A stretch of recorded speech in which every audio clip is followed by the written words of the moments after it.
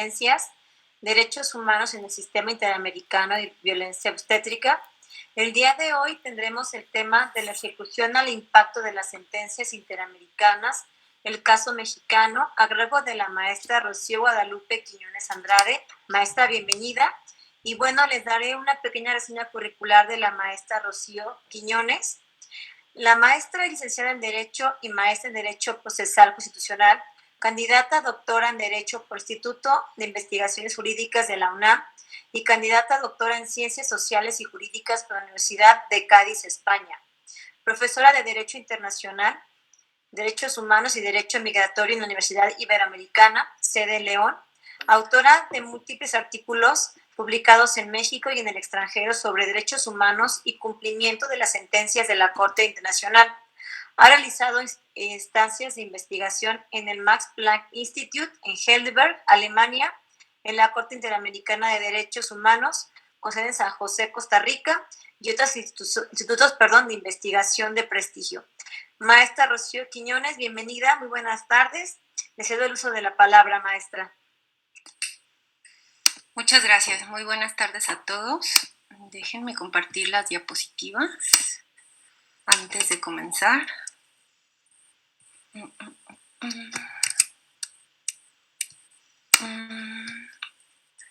¿Me pueden confirmar nada más que ven las diapositivas, por favor?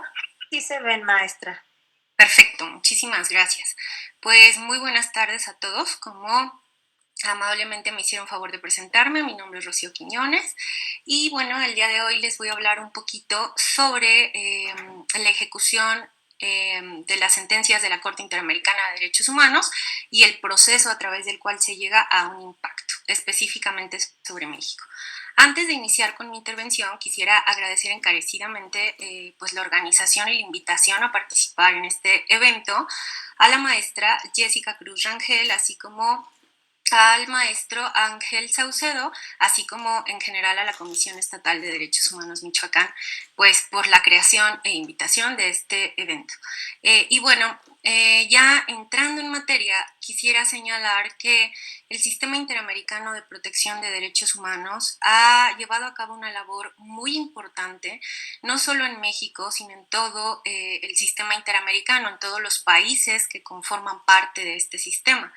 Y bien, la verdad es que muchas personas lamentablemente no conocen este sistema, a veces menosprecian su valor o incluso he escuchado comentarios de abogados dirigidos a que las sentencias no son tan efectivas, a que si si vemos el porcentaje de las sentencias que se cumplen contra las que no se cumplen, pues es muy bajo y la verdad es que quiero comentar que si hacemos un estudio muy superficial, pues podríamos llegar a estas conclusiones. Sin embargo, esto no es para nada cierto. Como sabemos, la Corte Interamericana dicta sentencias que son bastante profundas y bastante integrales. De hecho, es la única corte en el mundo que tiene tantas medidas y tan diversas medidas de reparación. Por lo tanto, no siempre es fácil cumplirlas en un periodo corto de tiempo. Sin embargo, han causado un gran impacto en el país y pues en todos los países, como lo comentaba, en contra de los cuales se han dictado alguna sentencia. Ahora bien, por ello, el día de hoy les voy a platicar un poquito al respecto sobre las cosas buenas y sobre las cosas que tal vez todavía no han sido bien concretadas por el Estado mexicano en cuanto al tipo de estas resoluciones. Por ello, voy a empezar haciendo una pequeña introducción al respecto, es decir, voy a hablar de ciertos conceptos que son fundamentales para estudiar esto, como son ejecución, como el nombre de la ponencia bien lo indica, impacto, cumplimiento, implementación, que a veces se pudieran considerar como sinónimos y aunque sí son conceptos bastante apegados, tienen diferencias que los hacen ser abismalmente diferentes. Entonces, después de hacer esta pequeña introducción, voy a hablar un poquito, obviamente en una hora no se puede abarcar demasiado, pero voy a hablar un poquito sobre las 11 sentencias que ha dictado la Corte Interamericana en contra del Estado mexicano, sobre qué versa cada una de ellas, cuándo se dictaron y qué patrones vemos de violación a los derechos humanos en el país. Después voy a hablar un poco sobre el impacto que ha habido en dos dimensiones. Una, la dimensión legal o jurídica, y otra, la dimensión social o la falta de esta. Y por último, pues vamos a dar unas conclusiones a manera de retos para el sistema mexicano en la implementación de las sentencias de la Corte. Y bueno, comencemos. Lo que les decía, primero vamos a hablar un poco sobre las diferencias entre estos cuatro conceptos que son muy importantes. Quiero decir antes que pues lo que les voy a platicar el día de hoy es parte de las conclusiones de mi tesis doctoral y tengo que decir que no han sido muy alentadoras para el Estado mexicano, pero para el estudio parece algo muy interesante y sobre todo para tratar de cambiar la situación actual pues de violaciones de derechos humanos que se atraviesan en el país. Lo segundo que tengo que decir es que estos cuatro conceptos, se los voy a decir desde mi perspectiva, son conceptos que yo he creado en mi tesis, en mi trabajo de investigación, pero evidentemente no he sido la única que ha hablado sobre esto. El primero que seguramente habló en México sobre esto fue el maestro Héctor Fix Zamudio. Posteriormente, el maestro García Ramírez, que como sabemos, pues ellos dos fueron jueces y presidentes de la Corte Interamericana de Derechos Humanos. Después, ya un poco más actual, Eduardo Ferrer MacGregor ha hablado también sobre esto, también presidente y también juez de la Corte Interamericana. Hace relativamente poco tiempo,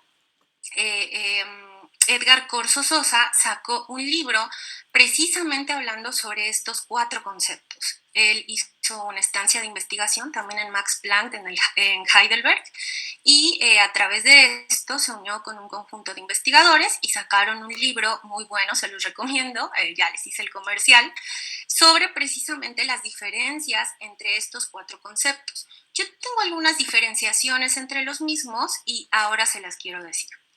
Primero, cuando hablamos de cumplimiento, nos referimos específicamente a la eliminación de la responsabilidad internacional del Estado. Nosotros sabemos que cuando un Estado viola derechos humanos provenientes de una convención internacional, comete un ilícito internacional.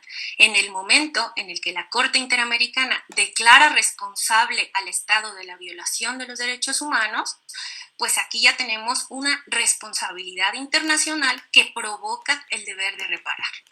Entonces, cuando se dice que ya se cumplió la sentencia, evidentemente esto elimina la responsabilidad internacional. Por lo tanto, podemos ver al cumplimiento como un todo, como un procedimiento a través del cual el Estado implementa cada una de las medidas de reparación establecidas en la sentencia con el fin de cumplir en su generalidad.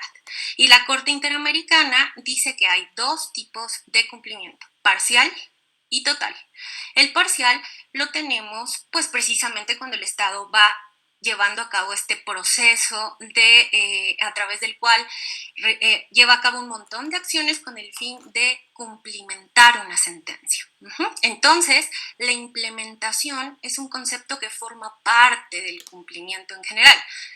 La implementación es una parte del cumplimiento, el cumplimiento es el todo. Después, la implementación, por su parte, precisamente se refiere a este conjunto de acciones que realiza el Estado con el fin de, de cumplimentar cada una de las medidas de reparación ordenadas en la sentencia. Por ello, cuando el Estado ya implementó algunas de las medidas de reparación, tiene un cumplimiento parcial de la sentencia. Sí, no sé si se entiende esta diferenciación porque en realidad es la más complicada de las cuatro. Cuando hablamos de ejecución, nos referimos a todo un proceso. Es decir, en él no solamente el Estado despliega un conjunto de acciones, sino que las víctimas, la Comisión Interamericana de Derechos Humanos y la Corte Interamericana de Derechos Humanos participan en este procedimiento a través de una actuación que también es única de la Corte Interamericana de Derechos Humanos, que es el proceso de supervisión de cumplimiento de sus sentencias. Lo vuelvo a decir, esta es la única corte en el mundo que tiene la capacidad de supervisar de forma autónoma por sí misma el cumplimiento de sus sentencias. Entonces, este es el proceso de ejecución. Si nosotros pensáramos en los sistemas nacionales, tendríamos que decir que la ejecución es el medio a través del cual se forza el cumplimiento de la sentencia. En el ámbito internacional no podemos decir esto, porque acuérdense que estamos hablando de estados soberanos.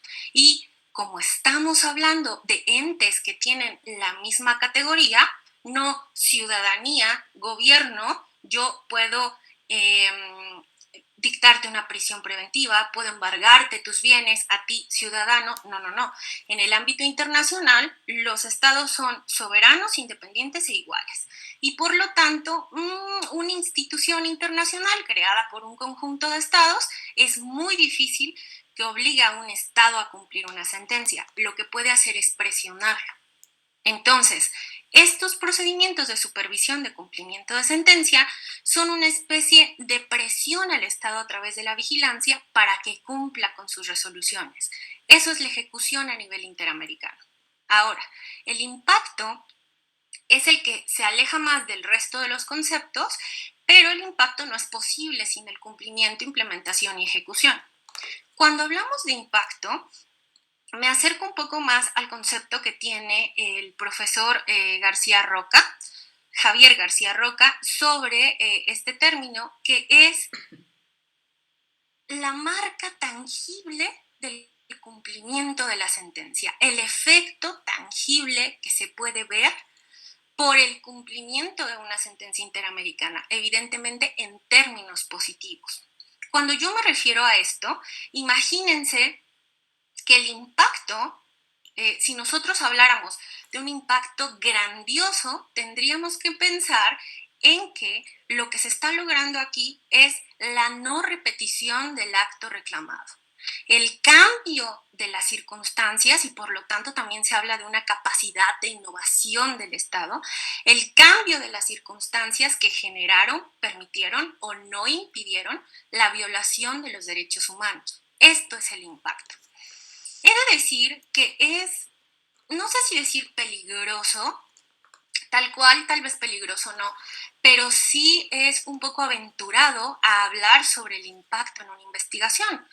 Y esto es porque es un término amplísimo. Nosotros podemos hablar del impacto nacional, estatal, local en una comunidad, pero también podemos hablar del impacto interamericano, internacional o universal en niveles verticales, pero también podemos hablar de un impacto jurídico, de un impacto administrativo, económico, social, antropológico, es decir, el impacto es demasiado grande.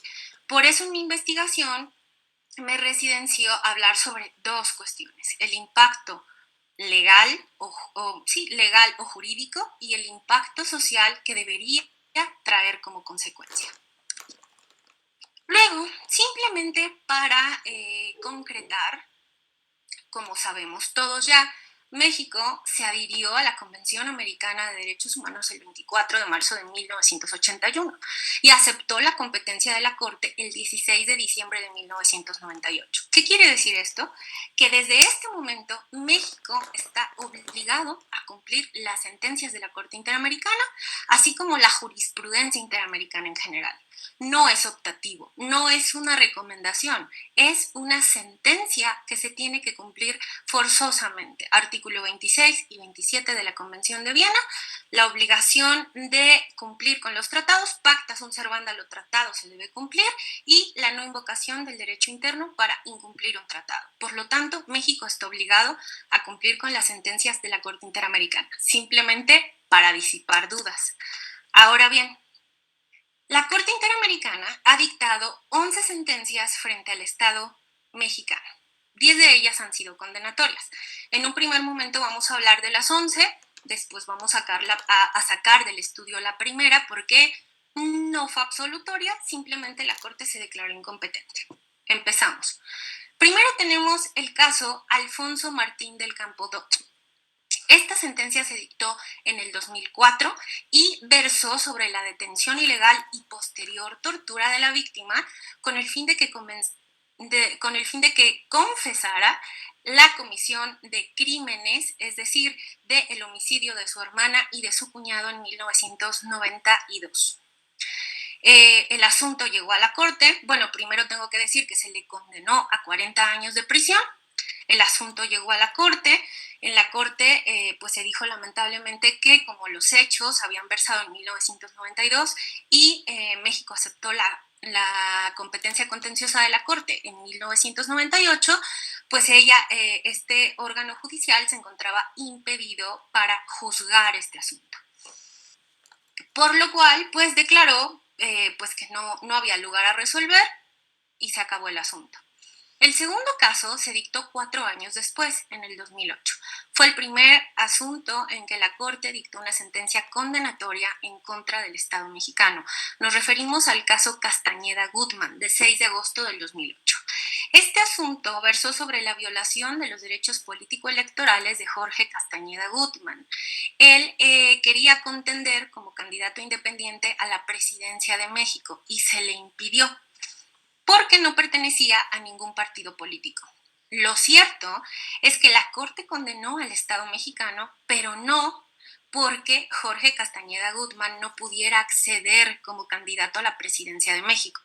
Lo que se determinó fue que se violaron los derechos de la víctima, muy importante, porque no existía en el país un procedimiento a través del cual se pudiera impugnar la decisión del entonces IFE que declaraba que Jorge Castañeda Gutmann no podía acceder a la competición por la presidencia de México porque no pertenecía a ningún partido político. Entonces, en realidad la Corte dijo pues que los sistemas de todos los países interamericanos son diferentes, algunos se hacen por partidos políticos, otros híbridos, otros candidatos independientes, y esto no viola los derechos.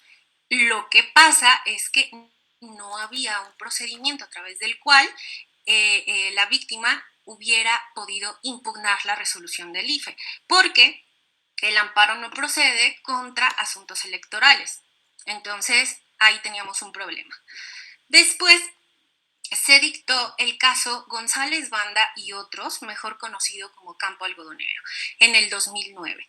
Este versó sobre la falta de investigación, juzgamiento y sanción de los responsables sobre la desaparición y ulterior muerte de 3 mujeres que se encontraron en un campo algodonero de Ciudad Juárez con evidentes signos de tortura física y sexual. En realidad eran 8 mujeres, pero al llegar a la Corte Interamericana de Derechos Humanos se quiso hacer una ampliación de la demanda, no se pudo y por lo tanto pues solo se consideraron víctimas a 3 mujeres. Sin embargo, fueron 8 y esto, como todos los demás casos, pues es simplemente un reflejo de la realidad social del país y de las múltiples violaciones de los derechos humanos. No son 8, son miles, no solo en Ciudad Juárez, sino en toda la República, al igual que todos los asuntos, el resto de los asuntos. Después tenemos el caso Rosendo Radilla Pacheco, de 23 de noviembre del 2009, que como todos sabemos es al que se le ha dado más difusión porque gracias a este asunto en parte se reformó la Constitución mexicana, el artículo primero constitucional, el 103, el 107 y un conjunto de artículos en materia de derechos humanos. Este versó sobre la privación ilegal de la libertad y posterior desaparición forzada de la víctima, así como la falta de una investigación seria y eficaz sobre los hechos acontecidos en Atoyac de Álvarez, Guerrero. En este asunto, que sí ha sido definitivamente muy trascendente para el país, también vemos un reflejo de la realidad social. Lamentablemente, el señor Rosendo Radilla Pacheco fue, los familiares, disculpen, del señor Rosendo Radilla fueron los únicos que llegaron ante el sistema interamericano, pero esto no quiere decir que haya sido la única desaparición. Hay miles de desapariciones en todo el país. Y durante la Guerra Sucia de Guerrero, también hubo miles de desapariciones. Entonces volvemos a lo mismo, un reflejo de la realidad social. Después tenemos el caso Fernández Ortega y otros de agosto del 2010 sobre la violación y torturas sexuales por un grupo de militares, así como la falta de debida diligencia e investigación y sanción de los responsables dado que estos fueron juzgados en la jurisdicción militar y por lo tanto quedaron impunes. Militares juzgados por sus pares evidentemente crea impunidad. El caso Valentina Rosendo Cantú y otra, que versa sobre hechos muy similares, una indígena Mepá que fue violada en una comunidad de Guerrero por un conjunto de militares y porque no se sancionó a pues los militares que cometieron el abuso sexual y la tortura sexual. Nada más que estos asuntos tienen pues diferentes vertientes. Por ejemplo, en el caso Inés Fernández Ortega y otros, se declaró también la violación del domicilio y del acceso a la educación, porque no solo se versó sobre la violación, sino que un montón de indígenas que tenían que transitar por un camino muy peligroso sufrían múltiples violaciones a sus derechos humanos, entre ellas violaciones sexuales. Y pues la Corte condenó, entre otras cosas, a que incluso se llevara a cabo un albergue en Ayutla de los Libres para que las niñas no tuvieran que transitar por este camino. Así estaba de peligroso. Y por otro lado, en el caso Valentina Rosendo Cantú, se declaró la violación de los derechos de los niños y niñas porque la víctima era menor de edad en el momento de la violación. Entonces, estas son las terribles diferencias. Después tenemos la sentencia del caso Cabrera García y Montiel Flores del 2010, que se dictó por los tratos crueles, inhumanos y degradantes por miembros del ejército mexicano a las víctimas mientras estos se encontraban detenidos ilegalmente, lo cual derivó en confesiones ante el Ministerio Público que concluyeron en condenas privativas de la libertad. 3 años después se dictó el caso García Cruz, la sentencia del caso García Cruz y Sánchez Silvestre, por lo mismo. Detención ilegal y posterior tortura de las víctimas por agentes estatales. En este caso no fueron militares, fueron agentes estatales, fueron policías, con el fin de que confesaran la comisión de varios delitos, después de lo cual se le condenó a las víctimas a penas privativas de la libertad y a falta de investigación, y también se declaró culpable al Estado por la falta de investigación al respecto. En el primer caso, a los señores Cabrera García y Montiel Flores se les acusó de narcotráfico, y en el segundo caso a los señores García Cruz y Sánchez Silvestre se les condenó por homicidio y uso de armas del ejército sin... A ver, no, perdón, ya me estaba yendo con otro delito, y portación de armas sin licencia, perdón. Y bueno, después siguió el caso Trueba Arciniega. Este fue dictado ya en 2018 y versó sobre la ejecución extrajudicial de la víctima por miembros del ejército en el estado de Chihuahua. Y no solo eso, ya no lo quise, de por sí puse muchísimas letras, lo cual no es mi costumbre, entonces simplemente quería ser muy ejemplificativa, pero en este caso también se condenó al Estado mexicano por la tortura de la víctima, porque en un retén se le disparó. El señor no murió en el muchacho, porque era realmente una persona joven, no murió en el momento, y los militares no llamaron a la ambulancia, por lo tanto dejaron que se desangrara. Esto constituye, pues, evidentemente, tortura que conllevó la muerte. Bueno, después tenemos el caso Alvarado Espinosa y otros sobre la desaparición forzada de 3 personas por miembros del ejército en Chihuahua, así como la impunidad que se encuentra pues en el caso. La investigación fue llevada en un primer término por las autoridades del Foro Militar, por lo cual otra vez volvemos a lo mismo, quedó impune.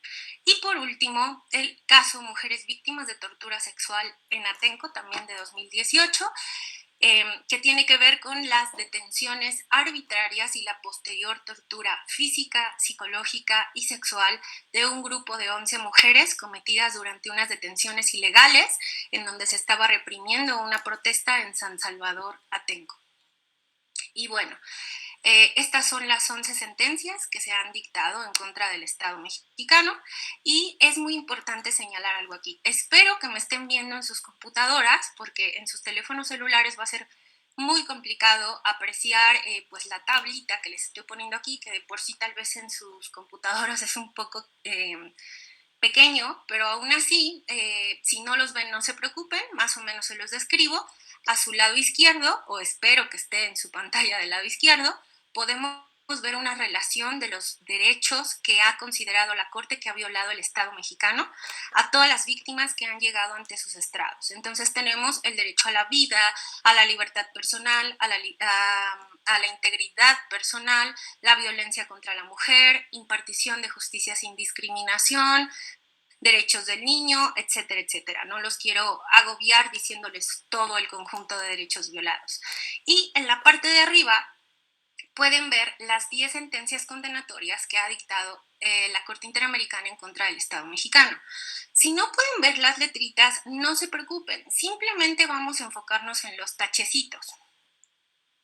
La verdad es que podemos desde aquí ver patrones reiterados de violación a los derechos humanos en México. No sé si ustedes pueden ver, pueden apreciar algo importante aquí, pero la verdad es que si se fijan en las últimas 3 tablas, tenemos una reiteración de la violación a los derechos humanos en estos 10 asuntos. Yo hace ratito les decía que pues lamentablemente cuando nosotros hablamos de que un asunto ha llegado a los estrados de la Corte Interamericana, pues simplemente estamos viendo el reflejo social de las múltiples violaciones a los derechos humanos que se cometen día a día en el país. Imagínense que de los 10 asuntos, en 10 asuntos se dictó que el Estado mexicano violó el derecho de acceso a la justicia y protección judicial. En 10 de 10. ¿Qué quiere decir esto? Pues que en México tenemos un déficit de acceso a la justicia, que tenemos una impunidad tremenda y que las personas no podemos acceder a los medios jurídicos cuando los necesitamos. No hay una protección judicial, es muy lamentable, pues en realidad que no existan los procedimientos para poder acceder a la justicia, en 10 de 10. El segundo, que tenemos 10 de 10, es el incumplimiento del deber de adoptar disposiciones de derecho interno. Volvemos a la Convención de Viena, ya ni siquiera a la Convención Interamericana, aunque claro que también lo establece en su artículo 2, pero desde la Convención de Viena ya lo venimos arrastrando. ¿Qué quiere decir? Que lamentablemente el Estado mexicano se ha obligado a respetar un conjunto de derechos convencionales y no lo ha hecho, que no ha satisfecho los requisitos internos con el fin de modificar la legislación para que ésta se adapte a los estándares interamericanos, por lo menos, e internacionales en general, con el fin de proteger a nivel nacional los derechos convencionales. Y por último, en 9 de 10 casos, y quiero hacer aquí una aclaración, 9 de 10 casos, porque uno es en materia electoral y por lo tanto no hay delito que perseguir. Pero en 9 de 9 casos que se han dictado por delitos que acarrean la violación de derechos humanos, la Corte Interamericana ha establecido que hay una impunidad tremenda en el país y ha ordenado que se lleve a cabo una investigación, juzgamiento y sanción de los responsables de esas violaciones de los derechos humanos. Aquí tengo que hacer un paréntesis y es que esta lamentablemente es la medida de reparación menos cumplida en el sistema interamericano. Esto es muy lamentable porque también es un reflejo de Latinoamérica en general y nos dice que hay una enorme corrupción sí, e impunidad en toda Latinoamérica. Corrupción, ¿por qué? Porque finalmente los miembros del Estado normalmente son los mismos que cometen estos delitos y salen impunes por la corrupción. Así de simple. Y la impunidad, pues en el país, lamentablemente, estamos llegando a límites extremos. De todos los delitos que se denuncian, el 97% no obtiene ninguna respuesta o se quedan solo en carpetas de investigación. Entonces, esto es un gravísimo problema que tiene el país, la impunidad. Y efectivamente lo estamos viendo en las sentencias de la Corte Interamericana de Derechos Humanos dictadas en contra de México. Y bueno, por fin llegamos al impacto en la protección de los derechos de las personas en México derivadas de las sentencias de la Corte Interamericana. Aquí, como decíamos, pues hay una dimensión jurídica o legal y una dimensión social. Vamos a ver cómo vamos en ambos aspectos. Ahora bien, aunque en realidad la Corte Interamericana señala que existen en general 6 medidas reparatorias a través de las cuales el Estado tiene que cumplir la sentencia, como por ejemplo medidas de reparación, medidas de satisfacción, medidas de indemnización, eh, pago de gastos y costas, etcétera. Pues en realidad yo me quiero adherir un poquito más a un concepto que tiene el Tribunal Europeo de Derechos Humanos, es decir, que este habla únicamente de dos grandes rubros, las reparaciones individuales y las reparaciones generales. Cuando hablamos de las primeras, nos referimos a aquellas que, como su nombre lo indica, solo afectan la esfera jurídica de la víctima y nada más. Entonces, estas son muy importantes. Debemos entender que gracias a las personas muy valientes que pudieron llegar ante la Corte Interamericana de Derechos Humanos y pasar sufrimientos por décadas completas, se puede percibir un cambio social. Entonces, el punto es que son muy importantes, pero afectan absolutamente a la víctima, como atención médica y psicológica, que les reintegren sus tierras, que les den una casa, que se les dé atención médica y psicológica, etcétera. Por su parte, las medidas generales tienen una trascendencia general, como su nombre lo indica. Estas son sobre todo las medidas de no repetición, como capacitación, como reformas, como implementación de políticas públicas, eliminación de políticas públicas que no servían para nada, redistribución de recursos, etc. Este tipo de medidas generales pues son en las que el día de hoy me quiero enfocar, porque a través de estas pues vamos a ver si hay un impacto social que trascienda la esfera jurídica de las víctimas. Bueno, entonces he dividido esto en rubros para hacerlo un poco más rápido. Entonces vamos a ver justicia militar, derechos políticos, violencia contra la mujer y derecho a la vida, la integridad física, etcétera, ¿no? Entonces, a través de estos rubros vamos a ver pues si en realidad hay una incidencia legal y una incidencia social de las sentencias de la Corte en el país. Primero tenemos la protección de los derechos político-electorales, pues aquí tenemos solamente un caso que ha versado sobre eso, que es el caso Castañeda-Gutmann. Aquí tenemos dos grandes impactos, dos grandes reparaciones que causaron un impacto grandioso a nivel legal y un poco menor a nivel social. Me explico.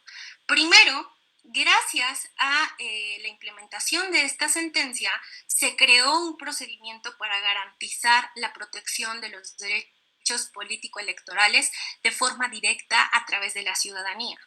Existía un juicio para la protección de los derechos político-electorales, pero solo los partidos políticos podían acceder a él.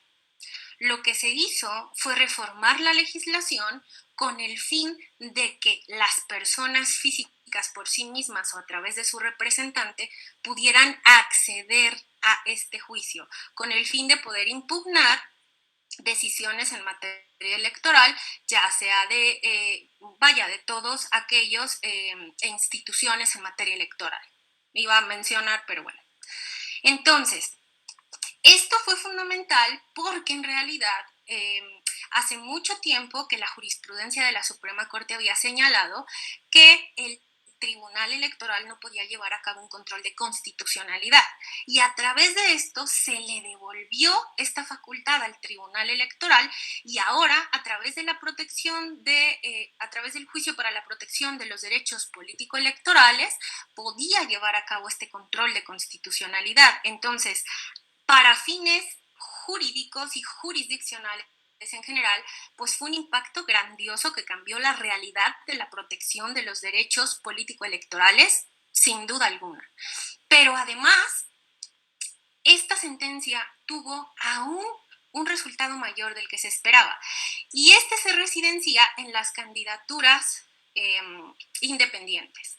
Es cierto, como lo dije en un principio, la Corte no ordenó al Estado mexicano que llevara a cabo candidaturas independientes, no, pero en una parte de su sentencia dijo que a la Corte no se le escapaba que lamentablemente todos los países del sistema interamericano tenían una especie de crisis política en sus países y que le recomendaba, solo como recomendación, que le recomendaba a México que pusiera esto sobre la mesa, la posibilidad de cambiar a un sistema mixto en el que siguieran existiendo los partidos políticos, pero también pudiera haber candidaturas independientes. Bueno, pues esta sentencia es una de las razones por las cuales el día de hoy tenemos candidaturas independientes, y esto claro que es un impacto social también, porque da la cabida a cualquier persona, o por lo menos de forma legal, cualquier persona podría acceder a un cargo público sin necesidad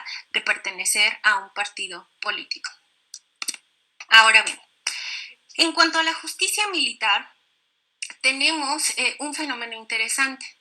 En el caso Radilla Pacheco, Fernández Ortega, Rosendo Cantú, Cabrera García y Montiel Flores, Alvarado Espinosa y True Barciniega, se determinó por la Corte que militares habían violado los derechos humanos de los ciudadanos y ciudadanas. Como ustedes pueden ver, pues es más de la mitad de los asuntos dictados en contra del Estado mexicano, en donde se han cometido violaciones a los derechos humanos por militares, parte de la Guardia Nacional que tenemos hoy en día.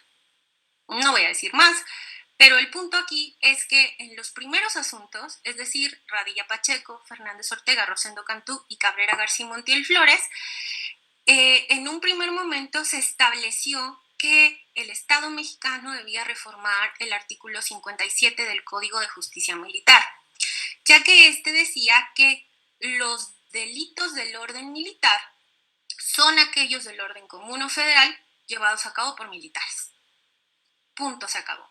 Si un militar lleva a cabo un delito, ya sea del orden común o federal, era juzgado en el fuero militar, independientemente de en contra de quién fuera. La Corte Interamericana le señaló al Estado que esto era evidentemente violatorio de los derechos humanos de los ciudadanos, que en caso de violaciones y sobre todo violaciones graves a los derechos humanos de los ciudadanos, no era adecuado que en un fuero militar, pues sus pares o incluso sus jefes los juzgaran, y por lo tanto tenía que limitar, restringir o incluso anular la jurisdicción militar. ¿Qué pasó como consecuencia de esto?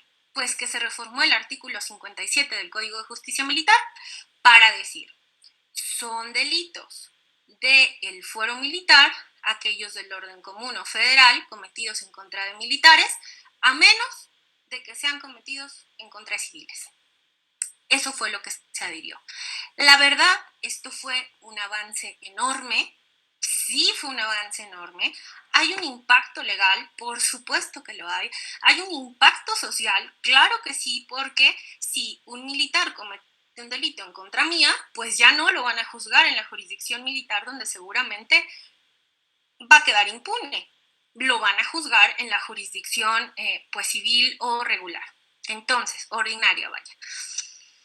Claro que sí, es un gran avance, pero no se limitó del todo. Los militares pueden cometer delitos del orden común o del orden federal en contra de otros militares. ¿También se violan los derechos de los militares? Por supuesto que sí. Y en este caso nos residenciamos al fuero militar y ahí se van a llevar a cabo los juicios, lo cual sigue estando mal. Se limitó el fuero militar, pero no se limitó del todo. En el proceso de supervisión de cumplimiento de las sentencias que se ha llevado a cabo de manera conjunta sobre justicia militar, la Corte Interamericana le ha dicho en reiteradas ocasiones al Estado que tiene que volver a reformar este artículo para asegurarse de que la jurisdicción militar, si se quiere mantener con vida, pues se circunscriba exclusivamente a las faltas administrativas de los militares dentro del ejercicio de sus funciones, pero que en materia penal o de violación de derechos humanos no debería existir. Entonces ahí todavía tenemos una carrera pendiente. Después, tampoco existía una manera de impugnar la jurisdicción militar. En estos asuntos se trató de impugnar esta jurisdicción con el fin de que los militares fueran juzgados en la jurisdicción ordinaria y no se logró, porque el amparo no procedía para este fin. Esto pues tuvo un gran avance con la nueva, que ya no está nueva, Ley de Amparo del 2013, porque como recordaremos, pues en el artículo primero, si no mal recuerdo, se establece que el amparo procede también para que se cumplan las garantías, o sea, para proteger los derechos humanos y sus garantías. Y como una garantía, pues es evidentemente el acceso a un procedimiento judicial con las autoridades ordinarias competentes, pues claro que el amparo comenzó a servir para impugnar la jurisdicción militar. Entonces ahí también podemos ver un claro impacto, efectos jurídicos tangibles en el acceso a la justicia y por lo tanto de las personas, de la sociedad. Por último, las capacitaciones. Bueno, aquí estaba tratando de no hacer una crítica demasiado aguda, pero creo que no puedo hacerlo. Entonces, lo voy a decir como tal. Las capacitaciones. Yo de verdad considero que la educación es un arma que puede derrotar a cualquier cosa que esté mal en el país. Es un arma fundamental para derrocar absolutamente a todo lo que esté mal en el país, para cambiar la situación de protección de los derechos humanos para todo. La cuestión es que, curiosamente, las capacitaciones han sido una de las medidas más cumplidas por el Estado mexicano. En todos los asuntos, excepto en el de... en el primero, vaya, en el de Jorge Castañeda Gutmann, en el resto de los asuntos condenatorios, la Corte ha dicho que se tiene que capacitar a las autoridades e incluso en el de Campo Algodonero dijo que a la población en general sobre equidad de género. ¿Se han llevado a cabo estas capacitaciones? Sí, sí se han llevado a cabo, pero el punto es, ¿de manera correcta? ¿Han servido para algo? ¿Las autoridades se manejan de formas diferentes? ¿Realmente se han cambiado ese chip y han empezado a resolver diferente a través de estas capacitaciones? Tal vez algunos sí, pero la mayoría no. Entonces, las capacitaciones son, como les decía, una herramienta, ya para no decir arma, una herramienta fundamental, pero hace falta vigilancia, hace falta evaluación. Incluso, como lo vamos a ver un poco más adelante, en alguno de los casos la Corte dijo que ya no era suficiente la capacitación, sino que se tenía que medir el impacto de la misma, ¿no? Pero en un principio, pues simplemente se decía, bueno, vamos a hacer cursos, vamos a hacer congresos, vamos a hacer capacitaciones, vamos a hacer diplomados, vamos a dar foros permanentes, conferencias, etcétera, etcétera. Pero el punto es que las personas pues podrían salir de ahí sin ser evaluadas, a lo mejor sin poner atención, estando a lo mejor en el celular todo el rato y tenían una capacitación cumplida y ya estaba. Entonces, al final, es muy necesario, pero de verdad muy necesario, que exista un sistema a través del cual se evalúe el impacto de las capacitaciones. Se supone que ya hay algo así, pero hasta la fecha no se ha visto ningún impacto en las capacitaciones, o por lo menos no se ha visto, no se han dado los resultados de estas mediciones.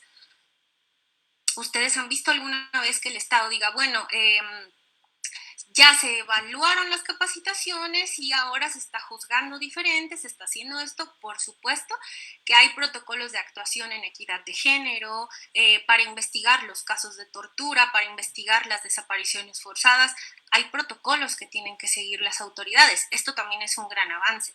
Pero lo que no hay es una medición del impacto de estas capacitaciones. Y miren que el gobierno federal tiene convenios con las mejores universidades del país. El problema, pues, es que no se sabe realmente cómo se aprovecha esta información, cómo impacta en las decisiones de los jueces, en las decisiones de las autoridades administrativas, en los procesos de investigación, en la protección de los derechos humanos. Eso todavía no se ve. Y bueno, esto lo digo porque las capacitaciones aplican en absolutamente todos los rubros y todos los asuntos. Estamos en la misma situación. Ahora bien, vida, integridad física, libertad personal y reconocimiento de la personalidad jurídica. La vida, integridad física y libertad personal se violan a través de la ejecución extrajudicial. Y cuando además se comete una desaparición forzada, se le adhiere la violación del reconocimiento de la personalidad jurídica.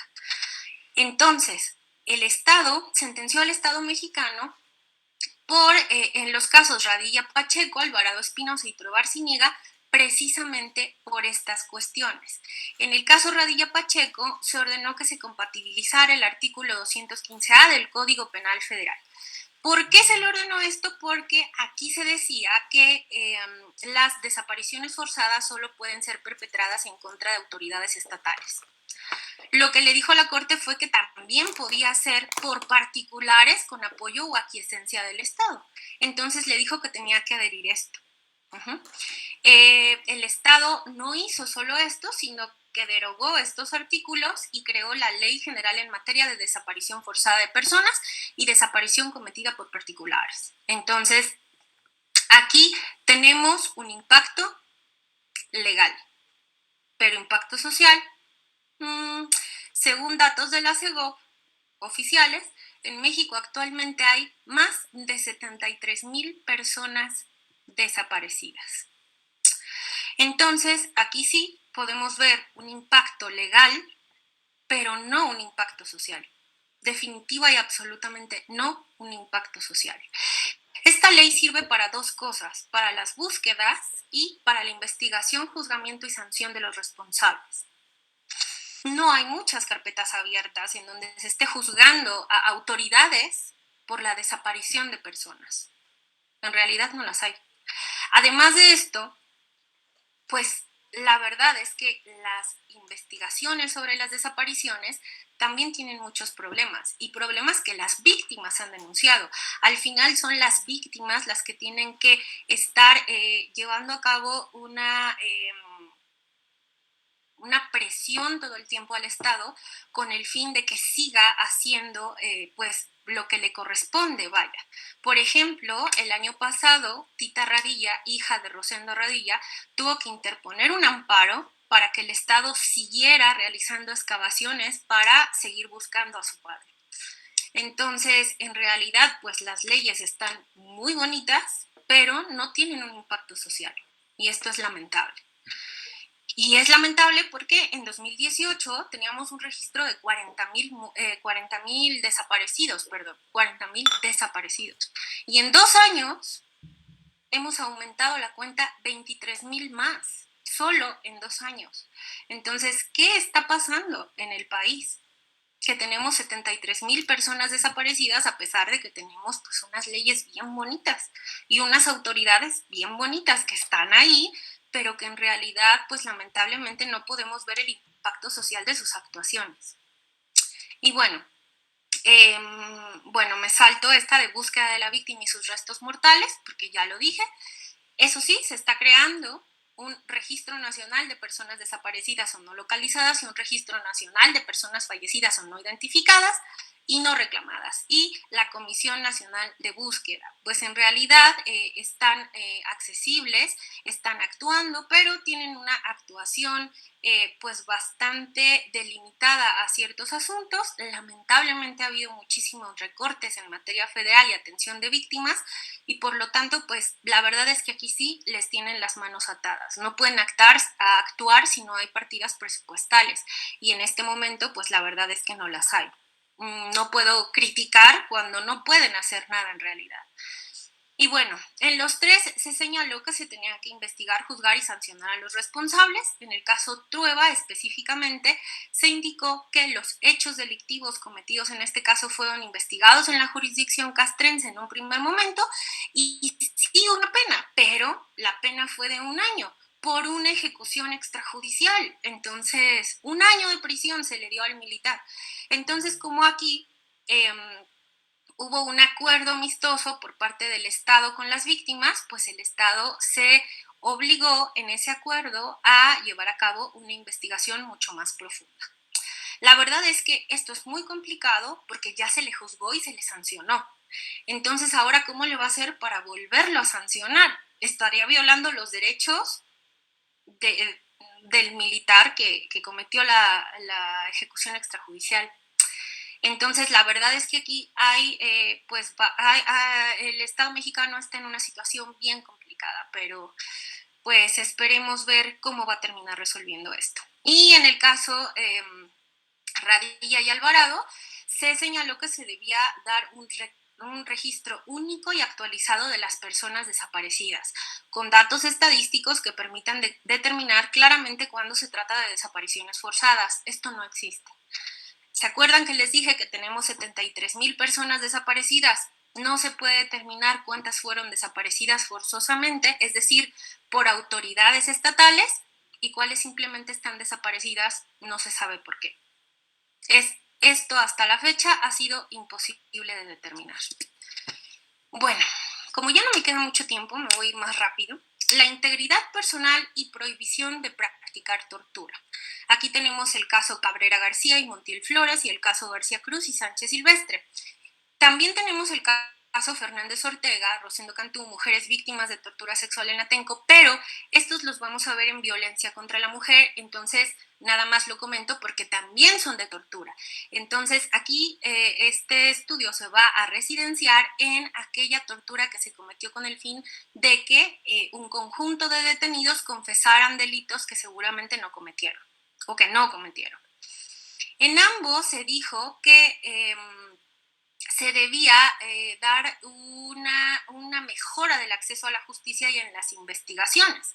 El Estado se comprometió a realizar mediciones del impacto que tenían las políticas públicas que llevaba a cabo. Hasta ahora la verdad es que no sé si se hayan hecho, pero pues yo busqué muchísimo, solicité a través de acceso a la información y hasta ahora no he tenido respuesta. Yo supongo que no se han hecho y si se han hecho, por lo menos no se han dado a conocer. En el caso Cabrera se hablaba del fortalecimiento del registro de detenciones en el país.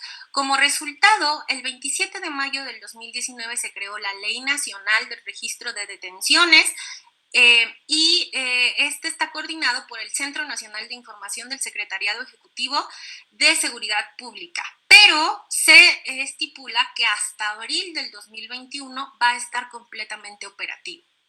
Todavía no se tiene. ¿Cuánto tiene que se dictó la sentencia del caso Cabrera García? Todavía no se tiene. Bueno, en ambos se dijo que se tenían que investigar y sancionar a los responsables. Ambos se encuentran en una impunidad rampante. Y por último, en 2017 se publicó la Ley General para prevenir, investigar y sancionar la tortura y otros tratos o penas crueles, inhumanos o degradantes, en virtud del cual el 27 de octubre de 2015 se creó la Unidad Especializada de Investigación del Delito de Tortura. Tenemos una unidad especial que investiga, tenemos una ley bien bonita, pero siguen torturando personas. ¿Hay un impacto legal? Por supuesto que hay un impacto legal. ¿Hay un impacto social? No hay un impacto social, definitivamente. Y bueno, por último, pero un poco más entretenido, porque aquí se habla de cuestiones diferentes, violencia contra las mujeres y niñas y el acceso a la justicia sin discriminación. Tenemos Campo Algodonero, feminicidio, Fernández Ortega, Rosendo Cantú y mujeres víctimas de tortura sexual, en donde el principal delito fue tortura sexual. Primero tengo que decir que en México 2 de cada 3 mujeres han sufrido algún tipo de violencia. A nivel mundial, 1 de cada 3 mujeres, es decir, el 33% más o menos, ha sufrido algún tipo de violencia, mientras que en México esto es lo doble. El 66% de las mujeres ha sufrido algún tipo de violencia de género. Y además se cometen 10 homicidios dolosos de mujeres todos los días, ya casi 11 en promedio, y no se puede saber si son feminicidios la mayoría. Si se cometen 10 feminicidios, supongamos que 1 o 2 son determinados como feminicidios porque los demás ocurrieron en cuestiones extrañas y hay un 90 y tantos, o sea, un 97% de impunidad en México, por lo cual, mientras no se sepa por qué las mataron, pues no se puede saber si es un feminicidio o no. Así están las cosas. Ahora, aquí se dijo que en todos los asuntos también se habló de la capacitación con aspectos primordiales en los asuntos de Fernández Ortega y Rosendo Cantú, obviamente no solo sobre equidad de género, sino también sobre etnicidad. Este fue el factor diferenciador muy importante. En el caso de Campo Algodonero se habló de la creación de una política pública que tuviera como finalidad la búsqueda y localización de las mujeres y niñas desaparecidas. Esto se tenía que hacer con una página web en la que se tenían que establecer todos los datos de todas las personas desaparecidas y pues sus fotografías y todos los datos que se pudieran recabar, y además con un registro en donde se tuvieran pruebas de ADN tanto de los cuerpos encontrados como de las mujeres desaparecidas a través de sus familiares. Primero, la página se estableció, preciosa la página, muy bien hecha, tenía fotografías, tiene datos, tiene un recuadrito a través del cual tú puedes hacer una denuncia anónima, muy bien. La Corte la declaró como cumplida. Adiós página. No se ha actualizado desde, me parece que el 2016, si no mal recuerdo. No está actualizada, algunas fotografías no están, no hay retratos hablados de mujeres que desaparecieron hace 10 o 20 años y por lo tanto no podemos saber cómo se verían el día de hoy. La verdad es que estas páginas actualmente, lamentablemente, pues no sirven de mucho, porque, como les digo, pues no están actualizadas. Parece que fue una especie de simulación de las autoridades simplemente para cumplir con la sentencia. Y una vez que la Corte Interamericana la declaró cumplida, se lavó las manos. Y en cuanto al registro, pues la verdad es que se compró el software CODIS, se llevó a cabo un conjunto de actuaciones, y esto, todo lo que se realizó, pues simplemente llegó a localizar a 5 a 10 personas desaparecidas al mes. Estos son los resultados que se ha tenido. ¿Tiene un impacto positivo en la sociedad? Sí, 5 a 10 personas encontradas al mes, de 73,000 desaparecidos y contando. Pero bueno, de 5 a 10 personas se pueden localizar al mes. Esto sí es un impacto, o sea, no estoy siendo irónica, sí es un impacto. ¿Hay un impacto legal? Por supuesto que sí. ¿Hay un impacto social? Mínimo. Hay un impacto social mínimo, pero bueno, lo hay. Se habló de la compatibilización de la legislación nacional a los parámetros internacionales. Teníamos un protocolo ALBA, pero este protocolo ALBA hablaba de la decencia de las mujeres. Se decía que había búsquedas prioritarias de las mujeres, es decir, de inmediato, si se podía comprobar su decencia. Se les hacía un cuestionario a los familiares que incluía preguntas como: ¿tiene novio? ¿Le gusta tomar? ¿Le gusta salir en las noches? Pues estamos describiendo a un adolescente normal. Y si contestaban que sí, pues simple y sencillamente no se les comenzaba a buscar hasta 72 horas después. O a veces incluso el Ministerio Público les decía: ¿sabes qué? Lo lamento mucho, pero no puedo buscar pues a esta persona porque pues tú me estás diciendo que le gusta salir, que tiene novio, pues a lo mejor se fue con el novio, entonces espérate, ya después regresas y vuelves a hacer el trámite. Entonces, lo que se hizo fue evidentemente cambiar el código ALBA, compatibilizarlo con la legislación internacional, y actualmente todas las mujeres se buscan de forma prioritaria, como debió ser desde un principio. Además, se compró la alerta AMBER también en Estados Unidos para buscar a niñas y niños desaparecidos también de forma prioritaria. Por supuesto, esto es un impacto legal y un impacto social. Sin embargo, pues lo cierto es que todavía hay muchas autoridades que siguen diciéndole a las mujeres que no denuncien, siguen diciéndole a las mujeres que no pueden llevar a cabo no pueden levantar un acta por algún hecho de violencia en su domicilio, que existen muchas posibilidades de que no se castigue a las personas que las violentaron, que mejor lo dejen así. Es decir, para eso sirven las capacitaciones y eso es algo a lo que todavía no llegamos. Entonces, por muy bien hecho que esté el protocolo ALBA, si las personas encargadas de implementarlo siguen con esta desensibilización y esta falta de empatía, pues la verdad es que es muy complicado que se pueda implementar correctamente. Ahora bien, vemos una luz al final del túnel y ya me voy a quedar aquí porque en realidad ya se me acaba de terminar la hora que tenía. Vemos una luz al final del túnel en los casos Fernández Ortega y Rosendo Cantú respecto a la investigación, juzgamiento y sanción de los responsables.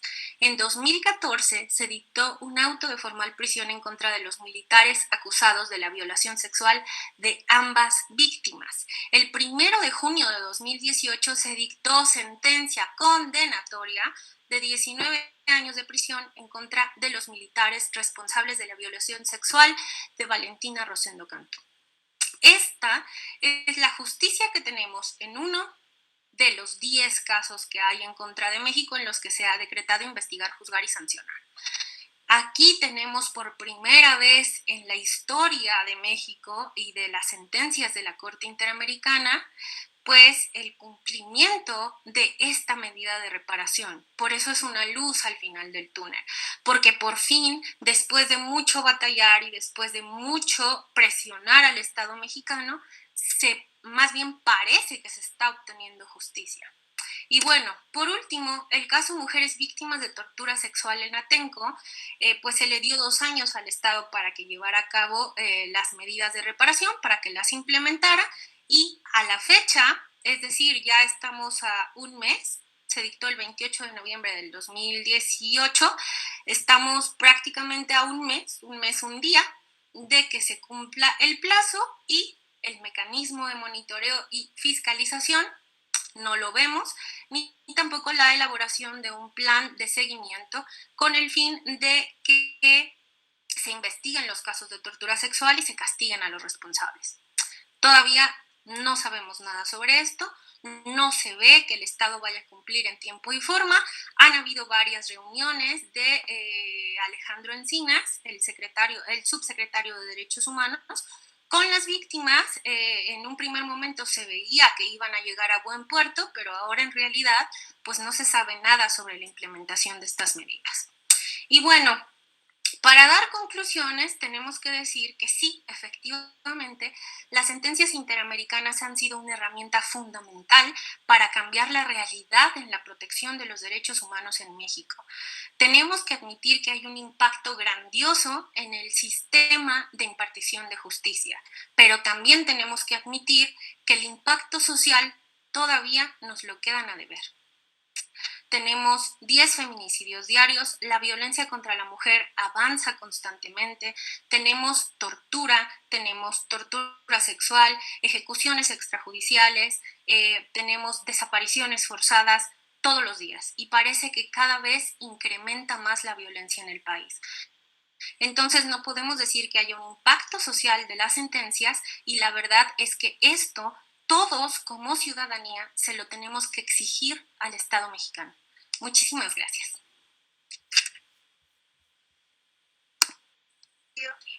Maestra Rocío, muchísimas gracias por su ponencia el día de hoy, muy interesante todo.